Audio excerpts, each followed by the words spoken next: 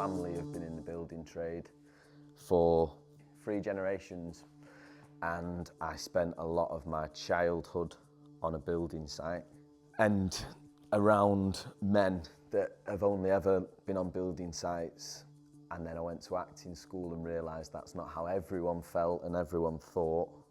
I kind of guess I've always thought it was interesting, people's mentality on a building site and the toughness that comes with it, and the rules that come with it. And then I lost someone in lockdown and kind of wanted to understand why, and then started writing this. RUM is the story of Danny, who comes into, he thinks he's just picking up the tools from a plastering job, but he finds that his friend has punched holes through the wall and he's got to cover it up. But he's also got to get to an event that's happening later that day that's causing him a lot of stress. Danny is a character that has lived in the building site and has lived by the rules and has loved living by those rules and has aspired to be the king, to do everything that he thinks is important. And then the play looks at him for the first time, kind of looking at his decisions and his lifestyle. He's at a point in his life where everything is unravelling and he's trying everything he can to keep it together and stay in a kind of positive, everything's good, everything's funny, I'm just drinking, I'm just a lad kind of mindset.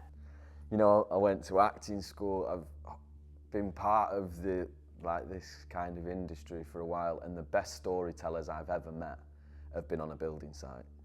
They're so funny and tell stories that can't be true. And yet they are, and they just leave you shocked. RUM is about RUM behaviour, I guess, acting larger than life, but acting without responsibility, acting like you don't care.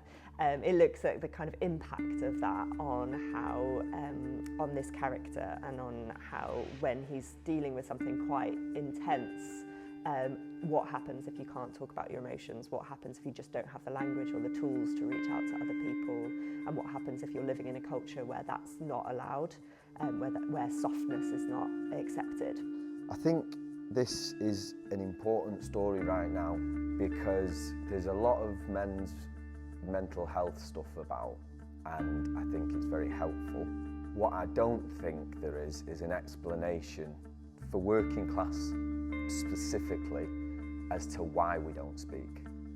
It's for people that might want to get an understanding of what it can be like inside the head of a man going through struggle in a working class background, toxic masculinity. It's such an amazing piece of writing because you just get under the skin of this character who's putting up a front and who's been really trying to pretend he's okay, and I feel like that's so universal, this impact of society on him to pretend he's all right. So for me, this play really appeals to me as a woman, and I think it also will appeal to people with loads of experience in the building trade, and people who love theatre, and people who love a great story, beautifully told. It's funny, it's moving, it's an insight into a world I didn't really know much about. It's told with such heart and compassion, but also such kind of complexity.